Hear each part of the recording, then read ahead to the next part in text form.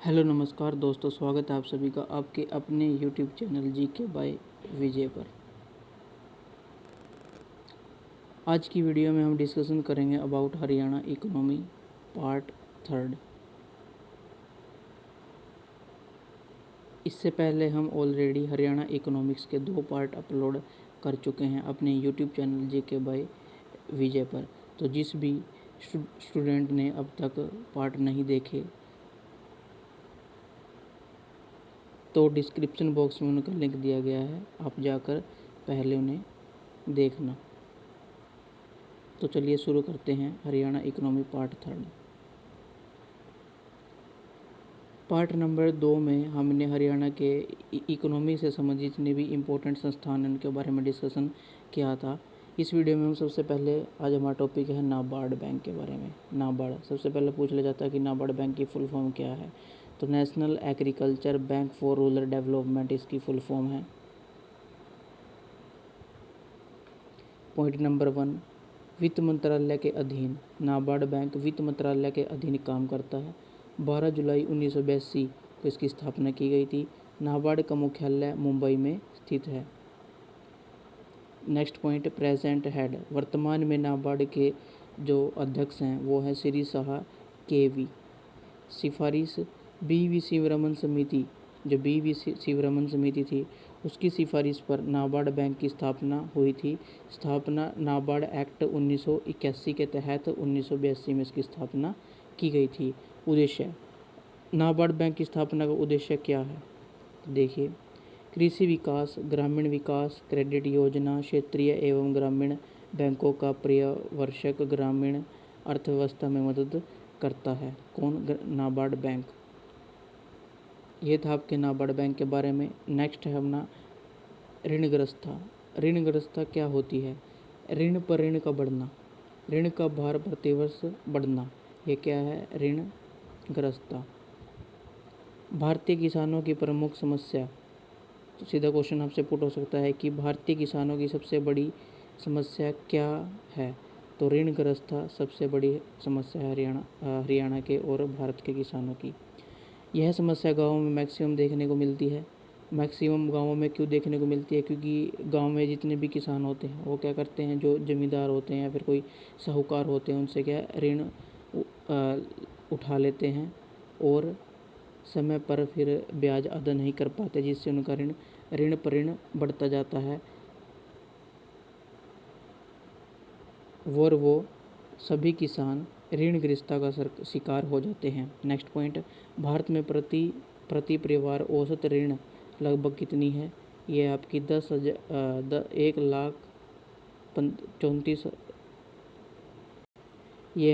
1,03,457 और अप्रोक्सीमेट प्रतिशत में देखा जाए तो 31.44% ऋणग्रस्तता हरियाणा में या फिर भारत में देखने को मिलती है। नेक्स्ट है हमारा हरियाणा एग्रीकल्चर के बारे में। तो देखिए, इसमें हम क्या करेंगे कि हरियाणा में जितनी भी तरीके की फसल या एग्रीकल्चर की जाती है उसके बारे में 1 बाय 1 डिस्कशन करेंगे। तो सबसे पहले आती है फसल या फिर शाक्य प्रणाली। शाक्य प्रणाली एक निश्चित क्षेत्र में फसल उगाना। तो एक निश्चित पर्टिकुलर क्षेत्र पर किसी निश्चित फसल का उगाना वो कहलाती है आपकी शस्य प्रणाली, या फिर इसको सिंपल लैंग्वेज में फसल भी बोल देते हैं। नेक्स्ट फसल का प्रकार है मोनो, एकल फसल। एकल फसल को ही हम निरंतर फसल के नाम से भी जानते हैं। एक फसल साल दर साल उगाना, एक ही फसल को हर साल बार बार उगाना एकल फसल कहलाता है। नेक्स्ट टाइप है इंटरक्रॉपिंग। इंटरक्रॉपिंग क्या होती है? खाली जगह पर अन्य फसल उगाना। इसमें मेनली 2 अनुपात आपसे पूछ जाते हैं। तो चना और सरसों का अनुपात होता है 4:1। आलू और सरसों का होता है 3:1 का अनुपात होता है। अन्य नाम क्या है इसके? मिश्रित फसल भी इसको कह देते हैं कि इसको इंटरक्रॉपिंग पर। इसमें क्या होती है, जैसे कि आपने कोई मेन गेहूं की फसल उगाई, उसमें अगर खेत में कुछ स्पेस स्थान रिक्त बचाता है तो वहाँ पर उसके अतिरिक्त हम जैसे सरसों हो गया कुछ अन्य फसल उगा देते हैं। उसके बाद नेक्स्ट टाइप है फसल का मिक्स्ड या फिर मिश्रित फसल। 2 या अधिक फसलों के बीज मिलाकर बोना। 2 या अधिक फसलों के बीज को आपस में मिलाना, सबसे पहले हम दो फसलों के बीज लेंगे, उनको आपस में मिलाएंगे और उनको फिर खेत में बोएंगे। नेक्स्ट है ठोस रोपण। ठोस रोपण में क्या है, किसी एक ही बीज की खेती बार बार करना, एक ही पर्टिकुलर बीज की खेती साल दर साल बार बार करना, वो कहलाता है आपका ठोस रोपण। Next multiple cropping. Multiple cropping होती है लाभ बढ़ाने के लिए मल्टीपल फसल उगाना, मेनली प्रॉफिट पर्पस के लिए मल्टीपल क्रॉपिंग की जाती है। नेक्स्ट पॉइंट है हमारा फसल बीमा। फसल बीमा क्या होता है, देखिए फसल के अनुमानित नुकसान को कवर करता है। फसल बीमा क्या करता है, जो फसल का, मान लीजिए आपकी फसल का नुकसान हो गया, तो जितना नुकसान हुआ वो सभी सारी की सारी राशि फसल बीमा के द्वारा दी जाती है। प्रीमियम, इसमें फसल बीमा के अंतर्गत एक टर्म आती है प्रीमियम। प्रीमियम क्या होता है, बीमे की लागत या फिर खर्च, जो बीमे की फसल बीमे की जो लागत होती है, खर्च होती है, उसको ही प्रीमियम बोला जाता है। नेक्स्ट पॉइंट है राष्ट्रीय कृषि बीमा योजना 1999 में आई थी। मोस्ट इम्पोर्टेंट तथ्य है आपका, राष्ट्रीय कृषि बीमा योजना कब आई, 1999। देखिए नेक्स्ट प्रधानमंत्री किसान सम्मान निधि योजना, ये आपकी आई थी 1 फरवरी 2019 को, और इसकी शुरुआत गोरखपुर उत्तर प्रदेश हुई थी। लाभार्थी सभी किसान, केवल कृषि योग्य भूमि शामिल की जाती है इसमें। इसका उद्देश्य क्या था, किसानों की आय बढ़ाना।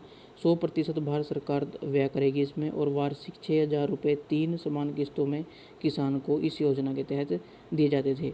नेक्स्ट योजना है हमारी पशुधन क्रेडिट योजना। मोस्ट इम्पोर्टेंट इसकी डेट है कि पशुधन क्रेडिट योजना 6 दिसंबर 2019 को हरियाणा सरकार के द्वारा चलाई गई एक योजना थी। ठीक है, इसमें क्या था, लोन पशु के आधार पर, मतलब कि पशुओं के आधार पर क्या व्यक्ति को लोन दिया जाता था।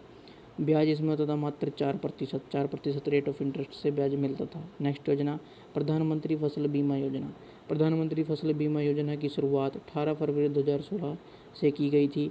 इसमें क्या था, फसल सरकार के द्वारा, हरियाणा सरकार के द्वारा, भारत सरकार के द्वारा फसल के ऊपर क्या, जैसे रबी की फसल होगी, खरीफ की फसल होगी, इन पर बीमा दिया जाता था। जैसे खरीफ पर 2% रेट ऑफ इंटरेस्ट से, रबी पर 1.5% और नकदी पर 5% से कुल अनुमानित फसल की कीमत का ये आपको रेट ऑफ इंटरेस्ट से पैसा दिया जाता था।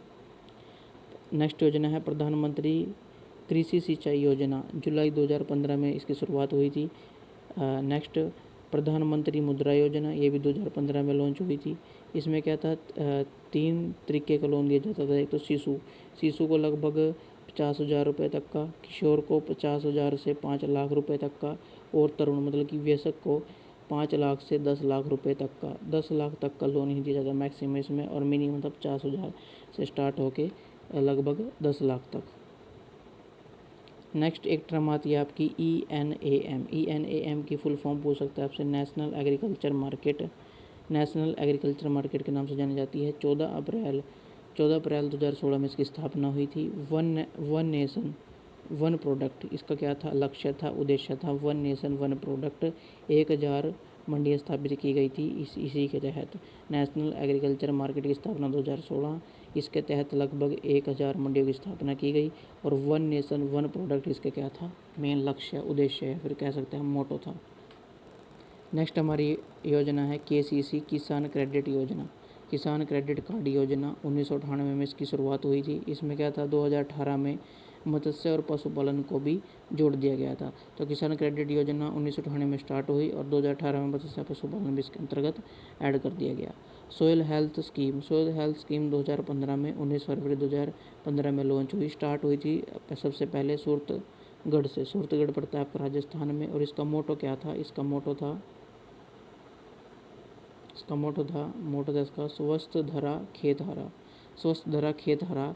सोयल हेल्थ स्कीम का उद्देश्य था। नेक्स्ट हमारी योजना थी प्रधानमंत्री सिंचाई योजना। प्रधानमंत्री सिंचाई योजना 2015 में प्रधानमंत्री कृषि मनधान योजना, या फिर श्रम योगी मनधान योजना 2019, और एक योजना रहती है परंपरागत कृषि योजना 2015। यानी कि डेट आपको सिर्फ डेट याद रखनी है इन योजनाओं की। उसके बाद नेक्स्ट हमारा पॉइंट आता है ऋण के प्रकार। तो हरियाणा की इकोनॉमी में हम पढ़ेंगे ऋण के प्रकार। हरियाणा की इकोनॉमी लगभग जो NCERT के अकॉर्डिंग है वो है 3। जिसमें सबसे पहला है अल्प अवधि ऋण, दूसरा है मध्यकालीन ऋण, तीसरा है दीर्घकालीन ऋण। तो अल्पावधि ऋण क्या होता है? 1 माह से 15 माह तक के टाइम पीरियड के लिए जो ऋण दिया जाता है उसको कहा जाता है अल्पावधि ऋण। इसमें क्या है, मेनली किसान अपना बीज, खाद, उर्वरक, ये छोटी मोटी आवश्यकताएं होती हैं उनकी पूर्ति कर लेता है। मध्यकालीन ऋण में 15 माह से 5 साल तक का ये ऋण होता है। इसमें क्या था, उपकरण या भूमि सुधार के लिए कुछ किसानों को यूज़ किया जाता है।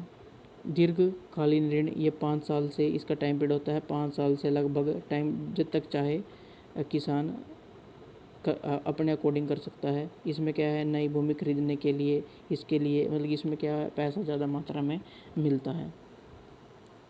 नेक्स्ट पॉइंट, भूमि विकास बैंक। भूमि विकास बैंक हरियाणा के अंदर भूमि विकास बैंक जो हमने 3 तरीके के ऋण डिस्कशन किए उनमें से दीर्घकालीन ऋण प्रदान करता है।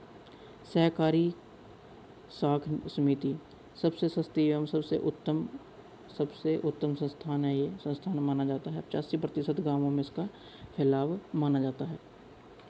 नेक्स्ट, अर्थव्यवस्था में आर्थिक क्रियाएं। तो अर्थव्यवस्था के अंतर्गत आर्थिक क्रियाएं 2 तरीके की देखी जाती हैं। सबसे पहली है आर्थिक समृद्धि और दूसरी है आर्थिक विकास। आर्थिक समृद्धि क्या है? राष्ट्रीय आय, जीडीपी, प्रति व्यक्ति आय में परिवर्तन जिन्हें मापा नहीं जा सकता उन्हें आर्थिक समृद्धि में शामिल किया जाता है। आर्थिक विकास, अर्थव्यवस्था में गुणात्मक परिवर्तन व परिवर्तन मापा नहीं जा सकता। मतलब इसका कहने मतलब क्या है कि आर्थिक विकास में अर्थव्यवस्था में गुणात्मक परिवर्तन को या फिर अर्थव्यवस्था में किसी भी प्रकार के परिवर्तन को मापा नहीं जा सकता, उसको बोला जाता है आर्थिक विकास। नेक्स्ट पॉइंट है ऋण स्रोत। तो ग्रामीण क्षेत्रों में या फिर शहरी क्षेत्र में टोटल मिलाकर ऑल ओवर ऋण स्रोत 2 तरीके के देखने को मिलते हैं। सबसे पहला है संस्थागत, दूसरा है गैर संस्थागत। पहला है संस्थागत, तो इसमें सहकारी bank, NABARD, RBI, SBI etcetera ऐसे बैंक जो कि सरकार के दायरे में चलाए जाते हैं, वो सभी संस्थान जो सरकार के दायरे में चलाए जाते हैं और ज़रूरतमंदों को ऋण प्रदान करते हैं, उन सभी को संस्थागत स्रोत में रखा जाता है। गैर संस्थागत में व्यापारी, साहूकार, जमींदार, यदि इनसे कोई भी किसान अपने गांव के व्यापारी, साहूकार, जमींदार से ऋण लेता है तो वो गैर संस्थागत स्रोत में शामिल किए जाएंगे। नेक्स्ट पॉइंट, हरियाणा अर्थव्यवस्था की समस्याएं। तो हरियाणा अर्थव्यवस्था की क्या क्या समस्याएं हैं, अभी उनके बारे में डिस्कशन करेंगे। कृषि व्यवसाय पर निर्भरता। हरियाणा की अर्थव्यवस्था इतनी कम है, इसका मेन कारण है कि हरियाणा की लगभग 50% से अधिक जनसंख्या ओनली कृषि पर डिपेंड करती है। तो दूसरा होगा क्षेत्रीय विषमताएं, खराब लिंगानुपात, विकास और तकनीकी का न होना, ये भी इसका एक मेन इम्पोर्टेंट कारण। तथा यहाँ पर होती है हमारी हरियाणा इकोनॉमी समाप्त। तो लगभग हमने 3 वीडियोस के अंदर हरियाणा इकोनॉमी कंप्लीट कर ली है, अच्छे तरीके से बिल्कुल कंप्लीट कर लिया है। और इन 3 वीडियो के जो पीडीएफ्स होंगे वो आपको टेलीग्राम चैनल जीके बाय विजय पर एज इट इज़ अपलोड कर दिए जाएंगे। वहाँ से आप इनको डाउनलोड करके प्रिंट आउट निकलवा के आराम से पढ़ सकते हैं। तो अभी हमारा हरियाणा इकोनॉमी तो कंप्लीट हो गया है। नेक्स्ट जो भी न्यू सब्जेक्ट्स जो कि एचएसएससी के द्वारा जोड़े गए हैं, उनमें से आपको जिस भी सब्जेक्ट की वीडियो चाहिए कमेंट बॉक्स में कमेंट कर देना, तो आपको नेक्स्ट वीडियो उसी सब्जेक्ट से रिलेटेड मिल जाएगी। वैसे इसके बाद मैक्सिमम प्रोबेबिलिटी है कि हम हरियाणा की जितनी भी कल्याणकारी योजनाएं हैं उसकी लगभग एक वीडियो आएगी आपकी, उसमें कंप्लीट हो जाएंगी सभी वेलफेयर स्कीम्स ऑफ हरियाणा। तो एक वीडियो उसकी आएगी। उसके बाद हम स्टार्ट करेंगे अपना ईवीएस या फिर रूरल मार्केटिंग में से एक सब्जेक्ट स्टार्ट करेंगे। तो मिलते हैं नेक्स्ट वीडियो में, तब तक के लिए जय हिंद जय भारत। वीडियो अच्छी लगी हो तो इसको चैनल को सब्सक्राइब, वीडियो को शेयर लाइक जरूर कर देना। जय हिंद जय भारत।